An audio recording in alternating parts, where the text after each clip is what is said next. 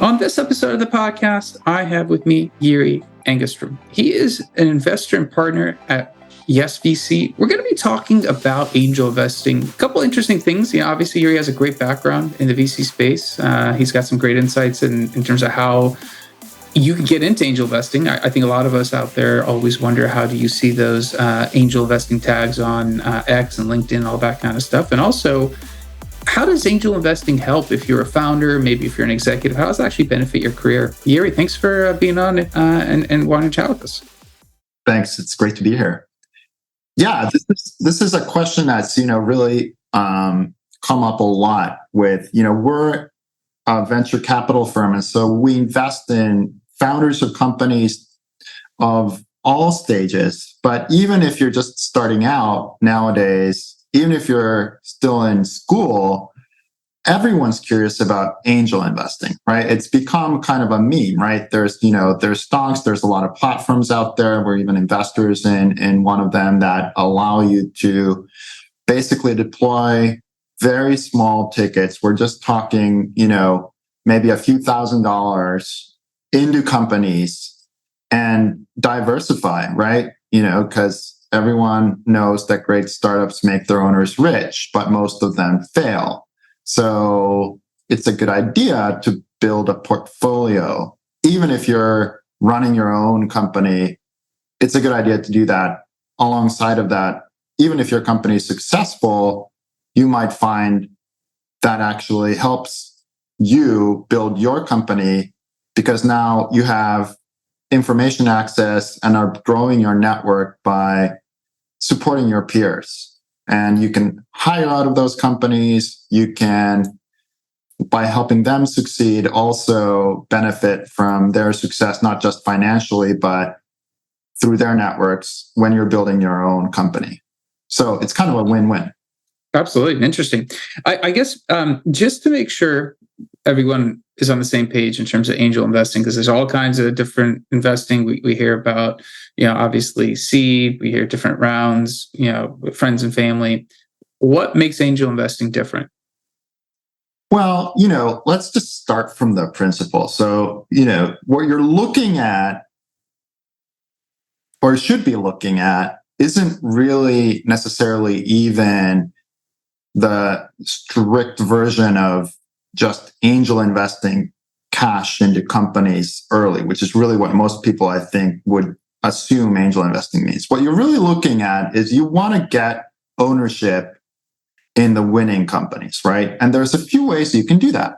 There's actually 5 ways. The most obvious one is that you found a successful company yourself. Obviously, as a founder, you own a big chunk of that company, right? And so when that company has success, you're going to be the beneficiary, the prime beneficiary of that. The second way, which is what we VCs do, is we invest cash, right? So we pool cash. Some of it comes from our own pockets. Others are, LPs, the limited partners who invest in our funds. And so we end up with a pool of cash that we can then deploy into what we think will be the most likely winners. So that's the second way, right? Which is great. If you happen to be rich, if you're liquid, you can just invest cash into companies and then wait for those companies to exit, right? Now, a third way of getting on to the cap table of a company is that you join as an employee, right? Which is actually something that's a really smart thing to do. If you're just starting out in your career, you should think about, this company, it's on a high growth curve. I'm not joining as a founder or co-founder, but as an early employee, I can get significant ownership. And if the company gets big, I'll get rich, right? There's a couple more, right? One is you can just be an advisor. Maybe you don't have any liquidity, but the founders, or you can convince them to take you on and basically do some sweat equity in the form of advice usually. This is another reasonable way. Typically, the advisors get very small ownership stakes, but the benefit is that, unlike an employee, you can probably advise multiple companies simultaneously, as long as they're not direct competitors. So it allows you to diversify that way, even without having to deploy your own capital. And then the last part is you can consult for equity, which people do, is if you're a good negotiator, without joining the company, you can say, hey, why don't you guys pay me in equity instead of paying me all in cash? And that's a way to get on the cap table, right? So as your career progresses, you're probably going to end up, combining all five in some form. At least most of, the people I can think of, yes, sometimes you work for a company, other times you invest cash, sometimes you advise, sometimes you might even found a new company. So all of these are kind of mixing up. But the thing that I think we should really focus on is what you do with the money that you make, the cash that you make, because what you should be doing, ideally, is holding some of that back and saving it somewhere on a bank account. Of course, you want to diversify into things like, public stocks, whatever, real estate, whatever, you build up your nicely diversified portfolio. But even if you don't have a lot of cash, if you're in startups, one of your kind of information advantages is that you should have knowledge of what the good companies are earlier than other people, right? And so I think it makes sense to think about it as a portfolio and say, look, maybe I have $10,000 this year that I can afford to save and deploy into my investments, my angel investments. And then over time, next year it might be another 10K, but perhaps, in 3 years' time, I can afford to put in 15K. And so you kind of make a plan for how much you can deploy over the next few years.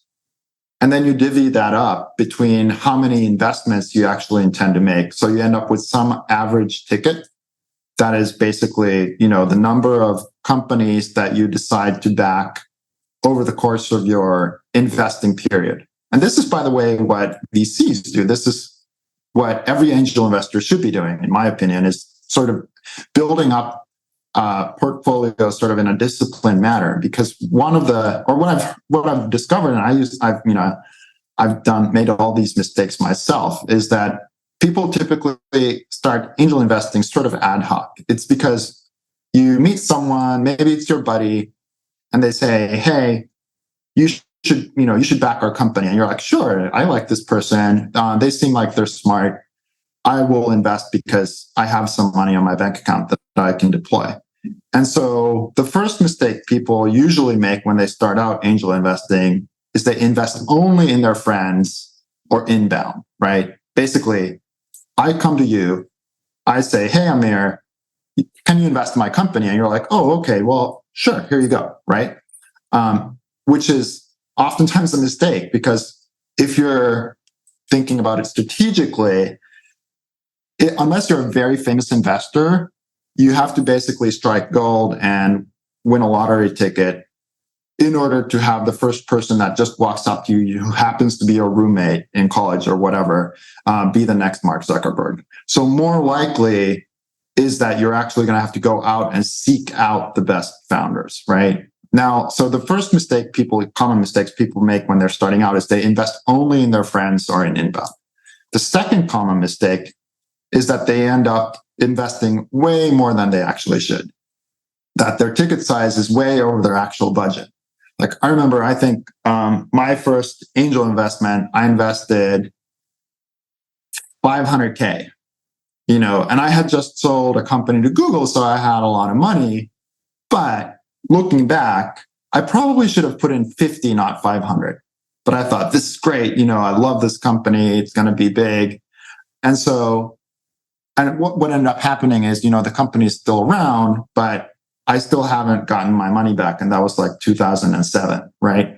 Luckily, I made some other small investments. I invested like 50K into a company that then, became a many $billion worth company that returned me a great deal. But, I probably, thinking back, should have balanced it out a little bit, right? And so the second common mistake is that your ticket size is way over budget. And then thirdly, that you don't place enough bets. So, because what happens is you're like, okay, well, now I just put in all this money and suddenly you don't feel so rich anymore. And you're like, damn, I should stop. Like, I shouldn't make any more, especially because you know how long it takes. It can take 10 years for you to get any returns. It certainly took me before I got any significant returns. It took almost 10 years, right? So, you're basically investing too much into too few companies and then not making enough bets to actually increase your likelihood of getting any one of them to work out. So those are the three common mistakes. And there's a couple more. The fourth one is that somehow people tend to think that angel investing means you invest only very early stage only, like really at the founding. If, that's kind of like there's this idea that the angel round is the very first round and it's your friends and family and it's before the VCs really get in there. But if you think about it, what ends up happening is the people who are the least liquid, that's, us, just regular people personally, are taking the most risk, right? And in my opinion, if you're, again, thinking strategically, then you probably should be spreading your bets out a little bit. You should just be looking at the great companies, the ones that you really think are fantastic, and trying to get into those kind of regardless of stage. So you end up having some diversification also in your angel portfolio. So they're not all early stage bets. Obviously, those bets have the highest multiplier theoretically, because, if one of them gets big, you probably invested at a very low valuation relative to where you're going to exit, but it's also usually going to take the longest time. And so investing into some really amazing private company right now, I don't know, take OpenAI, whatever, that's already very valuable, but you still think has a lot of upside. Maybe it's going to, IPO at some point in the next couple of years. You think it might get really popular, it might, be worth 5x what it is now. So maybe it's not going to be 100x.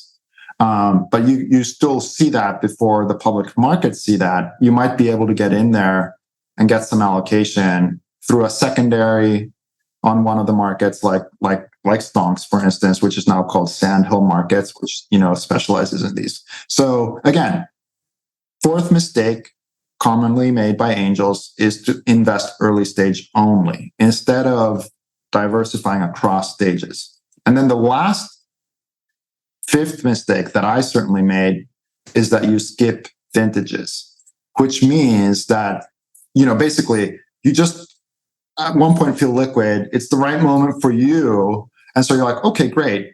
Let me place a couple of angel bets now. And then for whatever reason, you decide, oh, I should stop investing because I've already made 4 bets. And so I'm just not going to angel invest for a few years, which really isn't what you should be doing, because any professional investor will tell you that you want to diversify not just across stages, but across time. VCs talk about vintages. For instance, right now people think the 2021 vintage was probably very overvalued because valuations were sky high. That was a fantastic year to exit, but it was probably not the best year to enter a company as an angel. Same thing now, valuations have fallen a lot. So you can probably get into some company at a much more reasonable price. And that's just the nature of markets. So what you want to do, again, is by being disciplined, is build. And I really recommend, if you're thinking about angel investing, is open Google Sheets or an empty Excel file and create, a small table. Say, here's my first column A, it'll be your vintage. You'll start from, it's now the year 2023. So maybe you start from the year 2024, whenever you plan to start, and then make it go down 7, 8, maybe 10 years, 24, 25, 26. And then make another column and say, this is the committed capital. This is how much I'm planning to commit that year. So maybe your initial commitments per year are going to be very small. Maybe it's just 5K, 10K, 50K. I don't know, whatever it is that you can afford. But then maybe over time, you're going to be able to start recycling capital when some of those early investments start paying off. So perhaps already in year 5, and by the way, Horsley Bridge, one of the classic sort of, very established venture capital LP investors, once told me that they calculated the average outsized exit was only 4.5 years. So perhaps year 5, if you're doing your angel job well, you're going to start seeing some returns. And then you can recycle those back into your investments and actually deploy a lot more capital. So over time, the assumption is if you start out with 10K a year, you might be deploying 100K a year, 500K a year, 5 million a year, depending on how well you do, right? And then you split that by having like column C, which is just your number of investments. How many bets am I going to place? And then basically your committed capital that year divided by your number of planned investments will give you your average ticket size. So just for the sake of argument, let's say I'm planning to invest $2,000 in 24, and I'm planning to invest that into 4 companies. That would give me an average ticket size of $500 of that.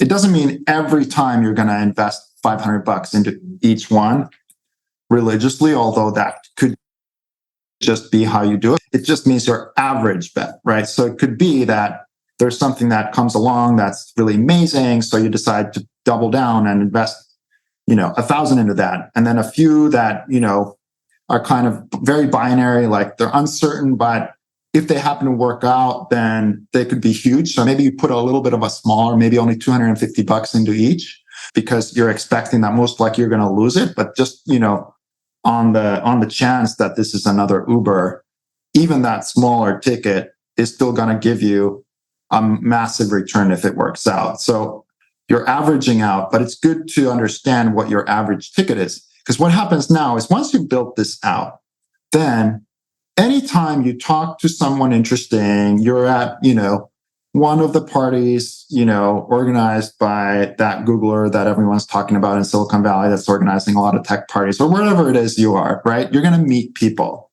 and you're going to say, yeah, I do angel investing for sure. Yeah, I angel invest. I'm an angel. And one of the things that people are going to ask is, oh, okay, well, what's your ticket size? Like, how much do you typically invest? And you can say, yeah, my average ticket size is $5,000, right? Because you've done your math, you know what it is.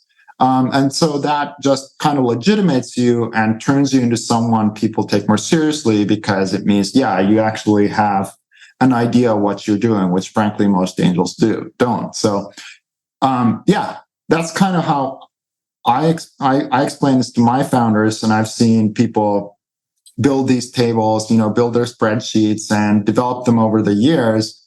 And it's kind of amazing. I mean, I was just talking to a friend of mine, who's a designer and, has worked at places like Tesla and Apple and big companies, and also started his own companies.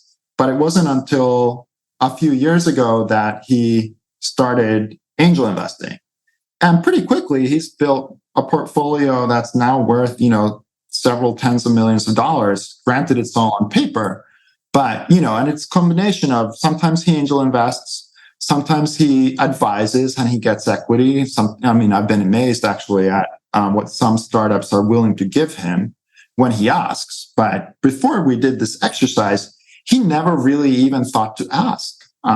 He would just charge them a small, some consulting fee, maybe cash, or maybe just help them out because they were his friends, but he never really had a model. And now he can say, oh, here's my ticket size. I'd love, this is what I'm an angel. And, if you want me to get involved as an advisor, here's my standard advisory terms. And so it just turns it into a much more professional enterprise that people take more seriously. And that's how you get on the cap table of these growth companies. There's so much to unpack. I guess question one, and I think I have a few that might help everyone listening kind of get some context, is obviously it's a lot. Investing in general is hard. But before we get to some of that what happens in terms of the legality, right? Like I'm listening to this going, I talk to somebody, I meet somebody, I hear of something I want to invest in. I want to put in 1,000, 5,000, 10,000, whatever. I want to make sure that I have legal ownership. Should I come up with, or should I have some of that legal collateral ready to go? or is it I can, is it the company that should be bringing that legal terms? How do I make sure that I'm protected from that legal standpoint of investing and making sure that it's on the up and up? Got it. Yeah. Well, there's a few aspects there to unpack. One is basically when you make an investment, there has to be paperwork, right? It means that you're wiring capital, you're essentially wiring cash from your bank account, one of your bank accounts, to the company account. And you want to make sure that that happens in a legal way and you're actually getting your ownership in the company. So there's a lot to unpack there. The other is that, you need to make sure that you're allowed to make that investment, and the company needs to know that as well. So let's talk about the first topic initially. So, most commonly, and I think probably in the most cases, it'll be sufficient as an angel that you just work using standard Y Combinator safes.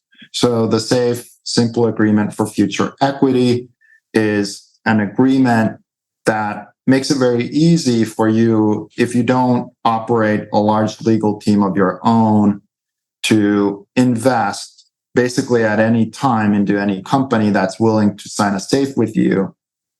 And that can happen even if no one else is investing at the same time.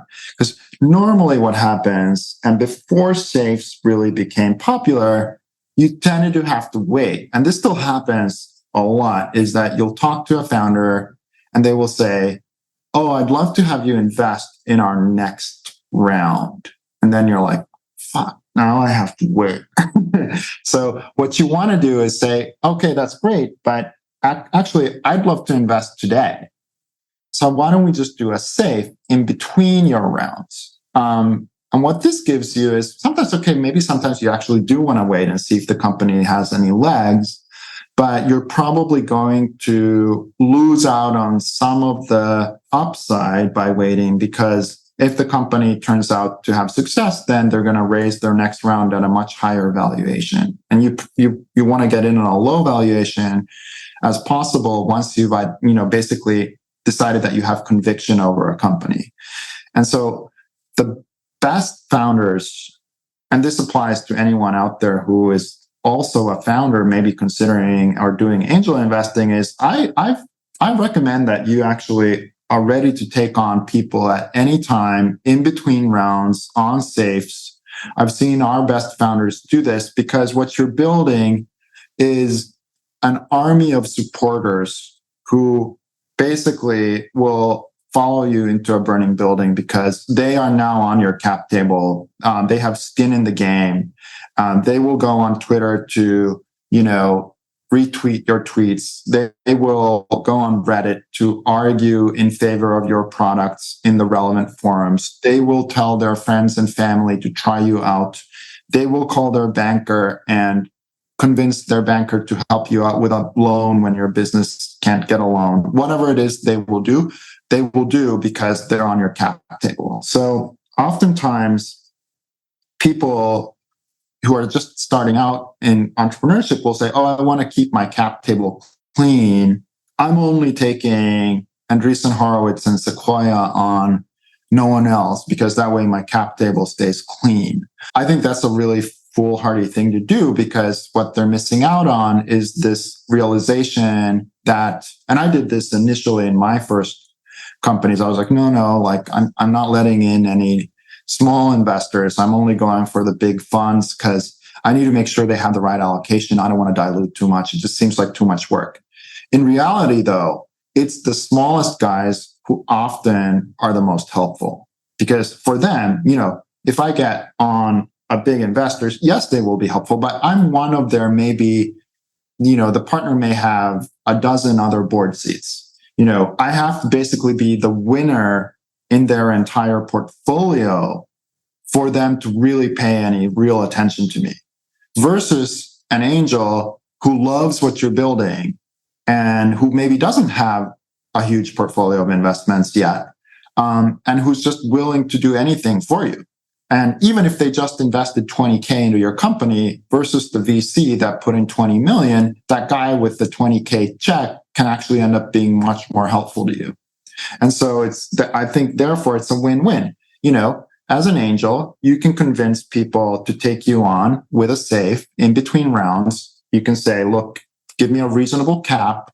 Or if you're really gung-ho about it and the company's hot and they really are negotiating hard, you could even consider investing without a cap, just on a discount to the next round. There's kind of like, these are the two sort of basic terms of a safe. Is either you cap it, meaning, for example, at a 10 million valuation, post-money valuation typically is, it's something that as an investor you prefer. Because then, if you're investing, let's say 500K at a 10 million post-money valuation, that's going to be 5% of the company. Or if you're investing 100K at 10 million, that's 1% of the company, right? So now you know how much you're getting. And then sometimes safes come without a cap at just a discount on the next round. So we don't know what that company is going to end up raising at what valuation, but we know whatever that is, we're getting, let's say, a 20 or 25% discount on that round. And so it's obviously not quite as certain, because with a cap, even if they're going to raise at 100 million valuation, you're always going to convert into that round with an ownership of your ticket being valued at 10 million because it was capped at 10, versus the other way around where it's just a discount, let's say 25% on 100 million, that would make you convert at 75 million. So there's a big difference. Capped safes are always better for investors for this reason. But this is kind of easy enough to find out if you just Google Y Combinator safe and you look at the different types of safes. There's a lot of documentation about this and excellent blog posts and tweets and so on. It's pretty simple. So that's a useful instrument for you to use as an angel. And I recommend that you become familiar with them and the caps and the discounts and how all of that works. So that would be the legal part of it. You make sure that you write this documentation, that it gets approved by the company and the board. And then, you basically close, you sign on the safes, you make sure that the company signs. And then after that, you're ready to wire your ticket. I guess when you're looking at, from the standpoint of, I guess, being an angel, you're protected this way, you got the board. And I can see that there's some difficulty if the board isn't signed off. I mean, there's a lot of things that have to happen for you to get to that point of deploying. I guess a lot of investors, especially maybe early ones, will get very excited. They might want to get ahead of themselves. I trust this person. Oh, I love this idea. I don't want to miss out. Those are all. I mean, those come with any type of investing, but this is slightly different. It's not a, I guess, an SEC regulated market. You're investing somebody. It's a private investment. It's a little bit, it's a little bit different. Is that something that's common for angel investors that they need to watch out for? That euphoria of that, hey, I'm there, I'm doing this, and I got to make sure all these I's and T's that you've been talking about are dotted and crossed.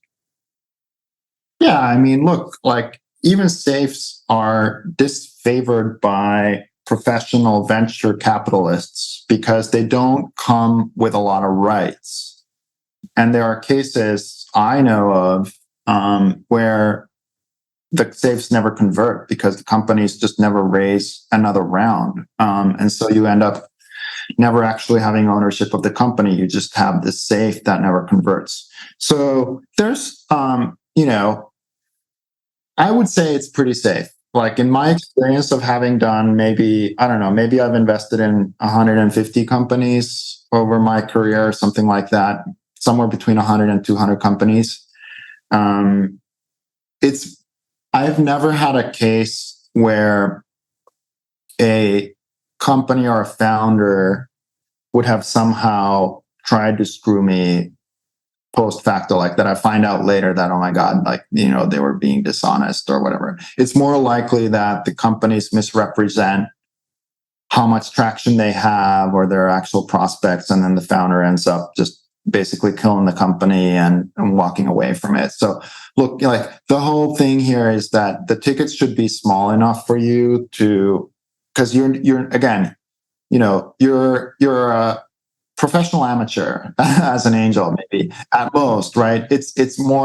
You're not operating a large legal team, and you're not prepared to necessarily go to court and fight battles. So it's the risk that you're taking, and you're just anticipating both parties are operating in good faith, and that's part of being a good picker, is being able to do, obviously, and I recommend this for anybody you work with, and I consider these working relationships, these investment relationships, as an angel, you always want there to be something more than just a financial transaction, right? You're there because you love what they're building, and you like the people, and you want to help them succeed. And therefore you need to do some diligence on whether these people are legit and trustworthy.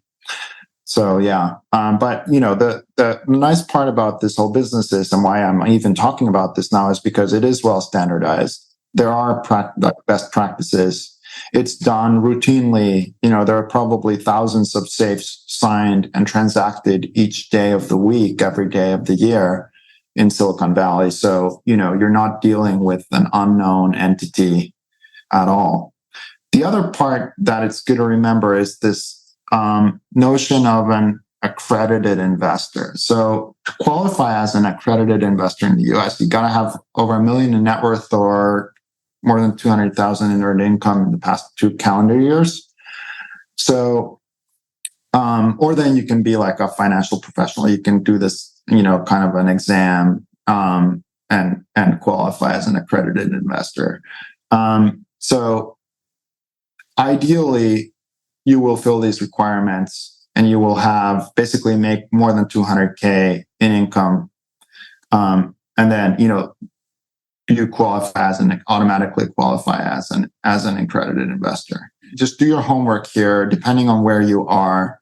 Make sure that, you're actually accredited if you need to be accredited. And, obviously I'm not here to give legal advice to anyone, but I'm just noting this is something that you need to research and understand. And again, there's good documentation online about it. Yeah, absolutely. Yeah, I mean, obviously, none of this is to be construed as financial or legal advice. Obviously, this is your experience and some of the mechanisms that you've observed. So everyone has to go do their due diligence, get your legal financial counsel if you need. This is this is real money. So obviously, the disclaimer aside, I guess the other component to touch on but before we wrap up, because I want to make sure we touched on it. Obviously, you mentioned founders. It helps them with their business when they're investing. If I'm an executive, if I'm a VP of engineering, I'm a CTO. How does this become beneficial to me? Obviously, not just from a financial aspect of, okay, I have these opportunities, I've invested, but what are some of the other benefits of being an angel that you've seen? Yeah, well, the big benefit is that you have this new arrow in your quiver for expanding your network. Because when the people just, become much more open to discussing what their plans with you when they realize that you could potentially invest in them, right? Maybe they're just starting up. Maybe they have an idea. They don't even have a company yet. But it just turns the conversation kind of into something where now there's a potential relationship that maybe didn't exist before, right? Maybe it's not consummated yet, but in the future. So I just think it's so beneficial for you to kind of approach the world with this eyeglasses of an investor, so to speak, because you also begin to look at everything around you, every person you meet, every coworker in your company that on your team or the other team, there's some superstar somewhere. You go out to lunch or coffee with them. They tell you, oh, they're thinking about actually leaving the big company to start their own startup. Previously you might have been like, oh, that's a bummer. I loved working with this woman or this guy, and I'm sad to see them go. But now that turns into an opportunity where you can be like, oh, great, you're leaving to start your own company. Tell me more, because I actually angel invest, right? So I just find it a fantastic way to maintain relationships and cultivate them, and it's a fantastic way you can have, it's kind of your calling card. Now, like I said, you go to events, you network, you go on a hike with someone, you go skiing in Tahoe, whatever it is, and you meet people, and anyone will now talk to you, right? Because you're an investor. And the other thing it makes you do as a founder, and I say this a lot, to founders that come to pitch, is try to step aside from your founder identity for a moment and just look at your own business as an investor. Would you invest in this if you were an angel investor just looking at deals? And it's sometimes very eye-opening to founders because they're so used to pitching. And I can say, well, let's just think about this, because ultimately what you've identified is probably an exciting opportunity. Otherwise, you wouldn't be working on it. But oftentimes, that's not the problem. What the problem is that you might not be the best person in the world or the best team in the world to actually solve this problem and win, because there's someone who's obviously stronger than you already out there. Then, that's a problem if you only have your founder glasses on, because now you're like, shit, I have to compete with this person or this other team. Like, I had this when I was running a company, my first company, Jaiku, and I was competing with Twitter and Facebook. So I was competing with Mark Zuckerberg, and I was competing with Ed Williams, who at the time was running Twitter. And, and I ended up having like merger conversations with Twitter or whatever. And, getting acquisition offers from other companies. But looking back, if I was thinking about it as an investor, I might have said, oh, well, maybe it is actually a good idea for us to merge with Twitter or with Facebook, because I can see that Mark over there has serious traction. It's like, 100x the traction of our company or even Ev's company. And, it looks like Facebook is likely to be the winner here. So, again, as a founder, it's sometimes hard to do that because you're thinking, I got to compete, I got to outcompete them, I got to beat them some way. But if you're thinking about it as an investor, you could be like, going back to, I think I can pick the winner now that I know this space so well, because frankly, I'm in the space myself. Remember those ways to get ownership. What I really need to do is just get ownership in the winner. So I can invest cash in my competitor, which, frankly, a lot of people, especially in China, do. Like the Chinese entrepreneurs, weirdly, are always angel investing in their competitors' companies, even though they're like bloody rivals, which I find kind of crazy. I could join as an employee, meaning I could try to get acqui-hired maybe by this winning company, or I could try to, find another way, right? So it just liberates you actually to say, or maybe sometimes I can just, yesterday I was talking with a founder and we decided actually the best thing for us to do is to see if she can raise enough capital to actually acquire her competitor and then combine it with this other thing and pivot it into something that could be, 10 or 100 times more valuable than the competitor. So sometimes it just gives you these new tools where I can say, like, as an investor, I'm not interested in investing in your startup as such, but I would be interested in raising a 10 times larger round, acquiring that other company, and then building your thing. So just noting that this can actually open up new vistas for you as a founder when you're just putting on the glasses of an investor and looking at your own company from the outside. Jyri, this is fantastic. It's the tip of the iceberg. I could probably have you keep going because I think there's other areas to dive into. I'm cognizant of your time. If somebody wants to reach out to you, obviously we've covered a lot of different areas. I can get deeper in it. Are you okay if somebody wants to reach out on LinkedIn or a different way to kind of ask you a question or follow up on any of what you've talked about today? Oh yeah, at Jyri at JYRI on Twitter, or email me at my first name, Jyri, JYRI at yes.vc. I'd love it. Okay. Jyri, thanks for coming on. We'll make sure we include those links so people can reach out. You've covered a lot of ground, and I really do appreciate you coming on and sharing with us. Thank you. It was great to be on the show. Absolutely. That's it for the episode. We'll be back again, different guest, different topic. If you did find this topic helpful, share it with somebody else. Hopefully they can also gain some insights and value. Reach out to Jyri if you do have any follow-ups for him. Like, subscribe, comment, leave a review someplace. Let us know how we're doing. Let us know how we can improve. Until next time, thank you and goodbye.